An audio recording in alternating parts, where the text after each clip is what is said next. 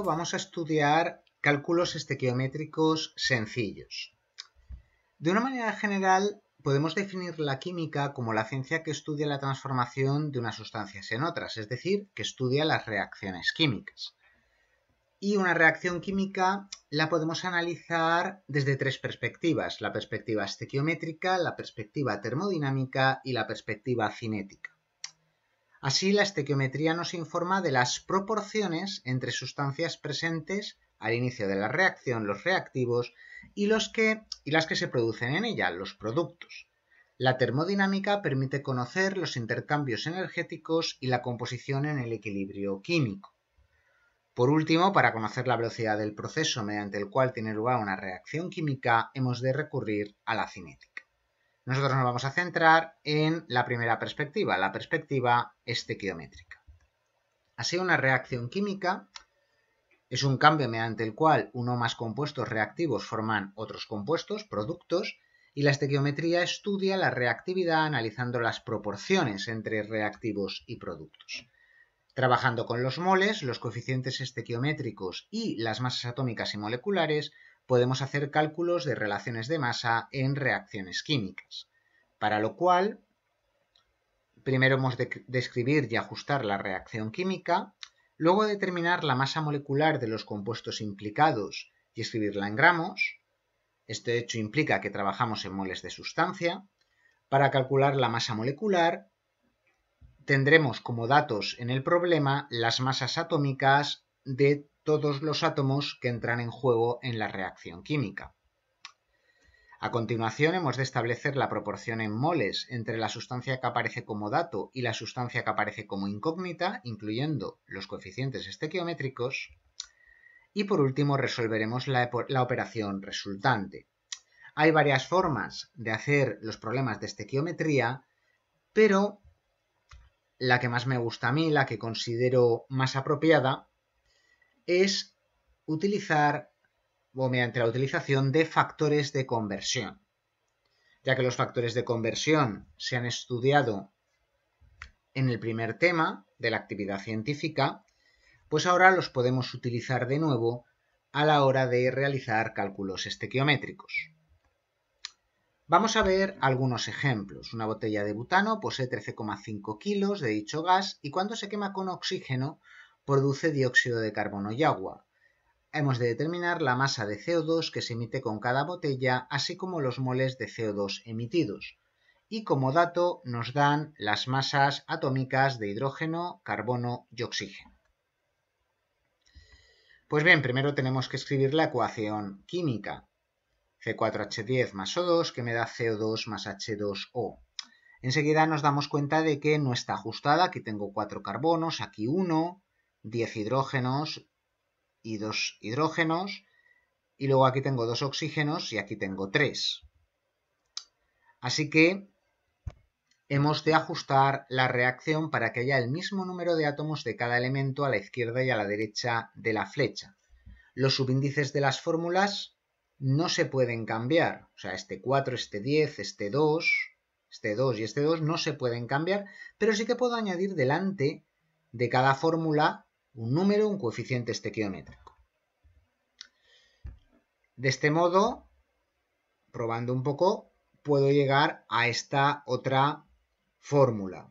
¿Qué es lo que hemos hecho? Pues bueno, como el oxígeno está solo, podemos intentar primero ajustar los otros átomos. Ya que tengo 4 carbonos, voy a poner aquí un 4.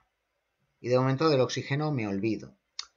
Luego, ya que tengo 10 hidrógenos, y aquí tengo 2, pues le pongo aquí un 5, y así tengo ya los hidrógenos también ajustados. Únicamente me queda el oxígeno. Fijémonos que aquí tengo 4 por 2, 8, más 5, 13 átomos de oxígeno. Y como aquí tengo 2 átomos de oxígeno formando la molécula diatómica O2, pues si pongo un coeficiente de 13 partido 2, ya tengo la ecuación ajustada. Estos coeficientes son correctos y con estos coeficientes podemos realizar los cálculos estequiométricos, pero es mejor trabajar con coeficientes enteros, ya que aunque esto puedo entenderlo como una relación de moles, también puedo entenderlo, como hemos visto en un vídeo anterior, como una relación entre moléculas, y yo no puedo tener 13 moléculas y media. Así que es mucho mejor multiplicar todos los coeficientes por 2. Queda, digamos, más correcto que lo anterior. ¿Vale? Aunque decir más correcto no sería del todo preciso. Desde luego, de esta forma, desde el punto de vista formal, sería preferible a la ecuación anterior, donde teníamos 13 medios delante del oxígeno.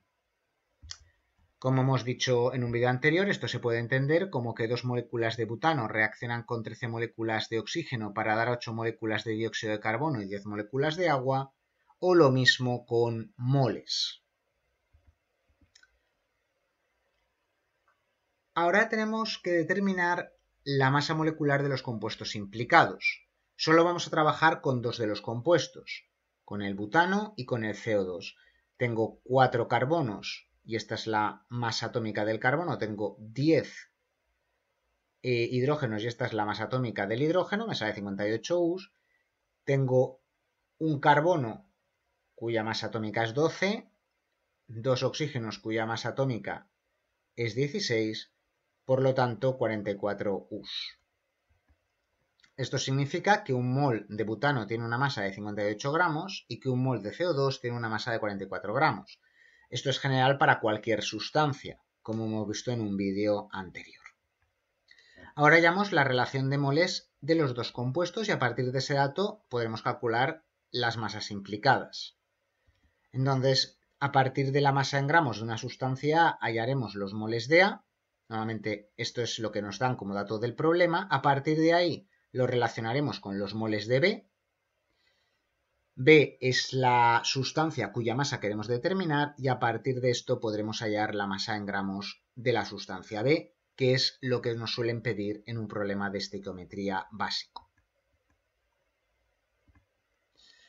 Como por cada 2 moles de butano se obtienen 8 moles de dióxido de carbono, que es lo que aparece en la ecuación química, pues utilizo estos factores de conversión, 13,5 kilos de butano por 1000 gramos de butano partido 1 kilo de butano, así que kilo y kilo se van, me quedan gramos de butano, por 1 mol de butano partido 58 gramos de butano, como hemos visto anteriormente, así que gramos y gramos se van y me quedan moles de butano, por 8 moles de CO2 partido 2 moles de butano, porque esta es la relación estequiométrica, la relación de proporción entre las dos sustancias, se va mol y me queda moles de CO2, y por último, por 44 gramos de CO2 partido 1 mol de CO2, y así obtengo el resultado en gramos, es decir, la masa de CO2 que me estaba pidiendo el problema. Si quisiéramos calcular, por ejemplo, los moles de CO2, pues omitiríamos este último paso y nos detendríamos aquí, de tal forma que así obtendríamos los moles de CO2 obtenidos cuando reaccionan 13,5 kilos de butano. Es verdad que por cada 2 moles de butano obtenemos 8 moles de CO2, pero cuando reaccionan 13,5 kilos de butano ya no sabemos cuántos moles de CO2 obtenemos y es lo que obtendríamos mediante esta operación. En este caso, 931,03 moles de dióxido de carbono. Vamos a ver otro problema, otro ejemplo. Tenemos esta reacción, hemos de ajustarla, luego nos piden los gramos de oxígeno necesarios para reaccionar con 16 gramos de CO2 y cuántos gramos de CO3, de trióxido de azufre, se obtendrían en este caso. Y nos dan las masas atómicas de todos los átomos implicados en esa transformación química. Primero ajustamos la reacción de tal forma que tenga los mismos átomos a la izquierda y a la derecha de la flecha, poniendo un 2 delante del dióxido de azufre y un 2 delante del trióxido de azufre, ya tengo la ecuación ajustada. Calculo la masa molar del SO2 a partir de los datos del problema y entonces ya puedo calcular a partir de los gramos de SO2 cuántos gramos de oxígeno obtengo. También tendría que calcular la masa del oxígeno, la masa molar del O2. ¿Vale? Como cada oxígeno tiene 16 U, pues un mol de oxígeno tiene una masa de 32 gramos, 16 por 2, de oxígeno. Pero bueno, en este caso, 16 gramos de CO2 por cada mol de CO2 tiene una masa de 64 gramos de CO2 por cada mol de oxígeno reaccionan 2 moles de CO2 por por cada mol de oxígeno tenemos una masa de 32 gramos, entonces se va todo y la única unidad que sobrevive es gramos de oxígeno. Así que obtengo 4 gramos de oxígeno. Para obtener los gramos de CO3 haría exactamente lo mismo. Calcularía la masa molar del SO3 y de nuevo pues haría el cálculo correspondiente, 16 gramos de CO2 por un mol de CO2 partido de 64 gramos de CO2, hasta aquí es lo mismo, pero ahora ya relaciono, en vez de relacionar SO2 con O2 como en este ejemplo, relaciono SO2 con SO3. Fijémonos que es relación 2 a 2, podríamos poner 1 a 1 perfectamente, pero para ser más coherentes con la ecuación química lo dejamos así, por 2 moles de trióxido de azufre partido 2 moles de dióxido de azufre por 80 gramos de trióxido de azufre partido 1 mol de trióxido de azufre, y esto me da 20 gramos de trióxido de azufre. Igual que en el problema anterior, hemos hecho las relaciones con los factores de conversión que obteníamos a partir del cálculo de las masas moleculares y a partir de la relación de moles que hemos obtenido gracias al ajuste de la reacción química. Vamos a ver un último ejemplo. El amoníaco se fabrica combinando nitrógeno e hidrógeno. Hemos de determinar la masa que se necesita de cada gas para obtener 50 gramos de amoníaco y nos dan las masas atómicas de hidrógeno y nitrógeno. Calculamos la masa molecular de todos los compuestos. ¿De acuerdo? Esto significará, como hemos visto en un vídeo anterior, que un mol de moléculas de nitrógeno tendrá una masa de 28 gramos, un mol de moléculas de hidrógeno tendrá una masa de 2 gramos y un mol de moléculas de NH3 de amoníaco tendrá una masa de 17 gramos. Ajustamos la reacción química, de tal forma que tenemos 6 hidrógenos a la izquierda, 2 por 3, 6 hidrógenos a la derecha, 2 nitrógenos a la izquierda, 2 nitrógenos a la derecha, y ya podemos hacer los cálculos.